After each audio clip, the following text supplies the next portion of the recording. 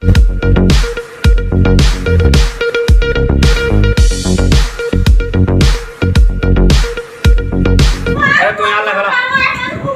আলাইকুম রহমতুল্লাহ বরকাতুহু। দেখেন সবাইরা দেখেন আমাদের রোহিঙ্গা বাসনচর থেকে এই নোয়াখালী হাসপাতাল রেফার দিছে। দেখেন আপনারা দেখেন এই নোয়াখালী হাসপাতালে কোনো ডাক্তার নাই, সিস্টার নাই, বুঝছেন। আর এখানে যারা মানে পুলিশ পাড়া করে তাদেরকে বললে তাদের ডাক্তার খুঁজে পায় না। তা আমরা কাকে বলবো? দেখেন ছোটো বাচ্চা এখন 6 ঘন্টা পর গ্যাস দিতে বলতেছে, এখন গ্যাস দেওয়ারও সিস্টার নাই। যেভাবে আমরা এখানে থাকতাম এই বাচ্চাটা মারা গেছে। আপনারা দেখেন, দেখার জন্য আমরা বিডিবি করতেছি।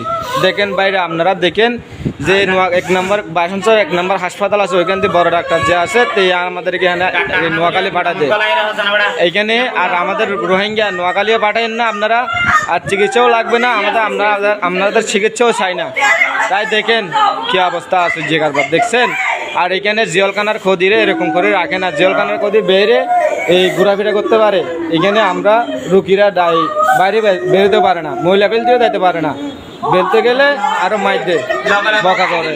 দেখেন লগে লগে অক্সিজেন নাই, ডাক্তার নাই। দেখেন অক্সিজেনের কারণে বাচ্চাটা মারা গেছে, আপনারা দেখেন।